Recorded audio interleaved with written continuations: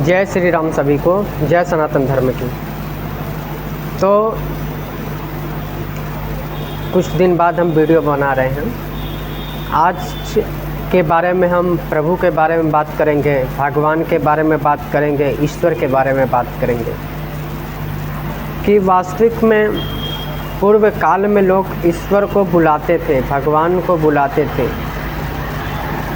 तो ईश्वर को किसी भी समय, किसी भी अवस्था में, किसी भी काल में लोग भगवानों को बुलाया किया करते थे। यह बात सत्य भी थी।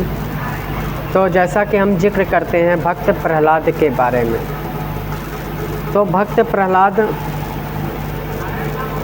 ने ईश्वर को बुलाया, भगवान नरसिंह के रूप में प्रकट हुए। पर लेकिन आज के समय में जो समय चल रहा है, कोई ईश्वर को बुलाना नहीं चाह रहा है। सभी लोगों का यह मान कर बैठ गए हैं कि कलयुग अभी बहुत समय है, ईश्वर अभी आएंगे ही नहीं।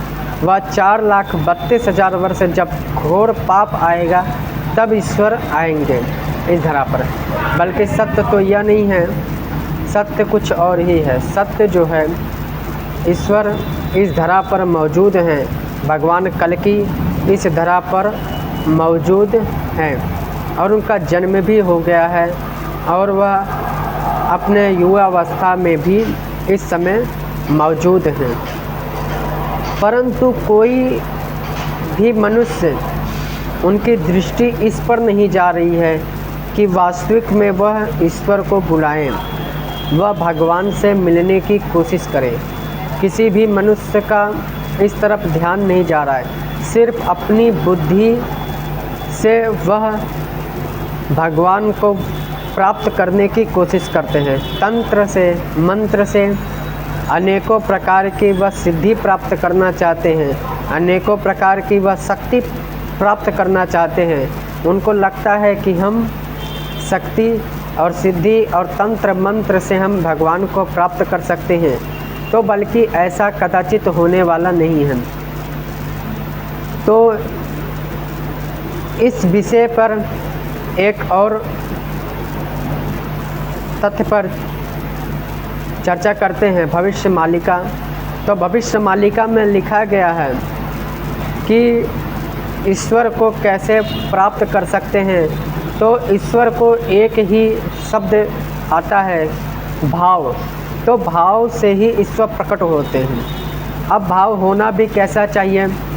कुछ भी इच्छा न रहे, सिर्फ ईश्वर से मिलने की ही इच्छा रहनी चाहिए भाव में। अगर हम कुछ भी प्राप्त करने की इच्छा रखते हैं तो वह एक छोटा सा इच्छा होगा। धन, दौलत, रुपया, पैसा, मकान आदि अनेक ऐसे भोग के, सुख के साधन अगर हम ईश्वर से मांगते हैं तो वह शायद ही अपने लक्ष्य से भटकने का एक परिचय होगा। मनुष्य जन्म, मनुष्य रूप हमें किस लिए मिला है, इसके लिए बहुत गहनता से विचार करने का समय आ चुका है। तो इसी विषय पर भाव के कारण ही भगवान को प्राप्त किया जा सकता है, भगवान से मिला जा सकता है। जिस प्रकार एक छोटा सा बालक अपनी माँ के गोद में बैठने के लिए, अपनी माँ के साथ रहने के लिए वह जिस प्रकार से भाव प्रकट करता है, जिस प्रकार से वह अपनी भाव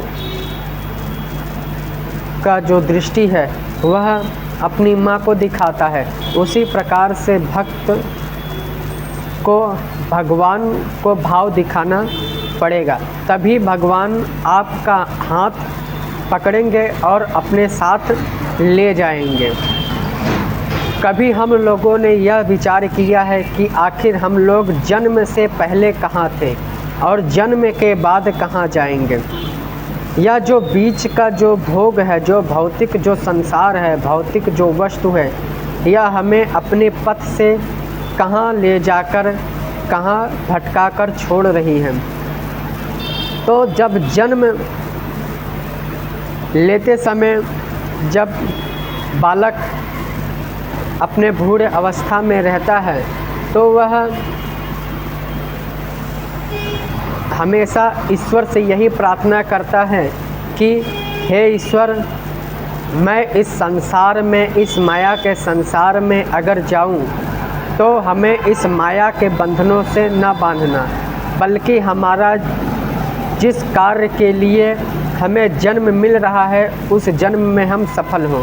परंतु जैसे ही वह माया के संसार में आता है तो वह माया के संसार से ही घिर जाता है। ऐसा क्यों? इस पर विचार करना अति आवश्यक है। हमारी आत्मा किन चरणों से होकर गुजर कर आई है? हमारी आत्मा को जाना कहाँ है? हमारी आत्मा का संबंध कहाँ है? हम किसके अंश अवतार हैं? हम कहाँ से आए हैं? हमारे परिवार का मुख्य सदस्य मेन सदस्य कौन है? इस पर विचार करने की अति आवश्यक है।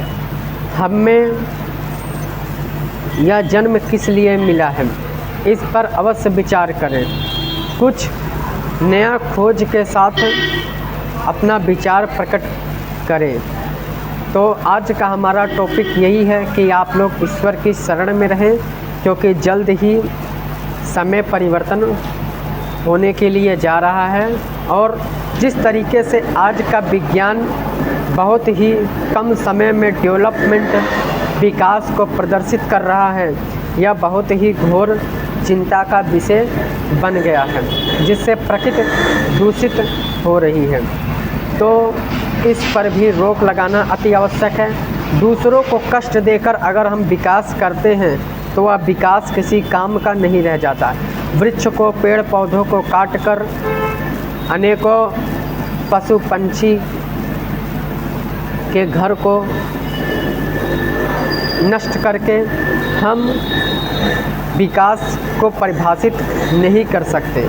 जिस प्रकार से मनुष्य स्वयं अपने मनुष्य को, अपने मानवता को तार तार कर रहा है, मनुष्य यह सोच रहा है कि केवल मेरा ही विकास हो, बल्कि वृक्ष का विकास वह सोच नहीं रहा है, अनेकों जीव जंतु का विकास वह सोच नहीं रहा है। तो ईश्वर के शरण में सब हैं, पशु पंछी, जितने भी प्रकार के जीव जंतु हैं, सब ईश्वर के ही अंश हैं, सब ईश्वर के ही आत्मा हैं।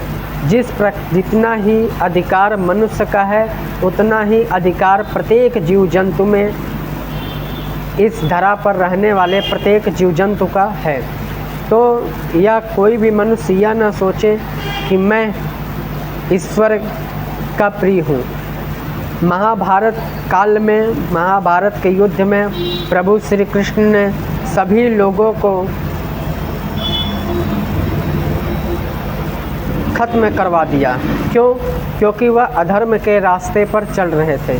तो कोई भी इस संसार में ईश्वर का प्रिय नहीं है। जो अधर्म के रास्ते पर चलेगा वह ईश्वर के समीप कदाचित नहीं रह सकता, चाहे वह कितना भी अपने आप को ईश्वर के समीप रहने को प्रकट करे। तो यह धर्म युग का समय है। तो धर्म युग में अपने आप को परिवर्तन करना है, धर्म के रास्ते पर चलना है, धर्म की खोज करनी है। तो उम्मीद है आज का हमारा वीडियो इसी विषय पर है कि हमें ईश्वर के शरणागत में हमेशा रहना है, शरण में रहना है और अपनी आत्मा को शुद्ध करना है, अपने सातों चक्र को शुद्ध करना है, अपनी इंद्रियों को शुद्ध करना है। क्योंकि इंद्रियों को शुद्ध करेंगे तो हमारा जो प्रारब्ध होगा वह सुधार होगा, हमारा जो पाप कर्म होगा वह सुधार होगा। जय जगन्नाथ, जय श्री राम।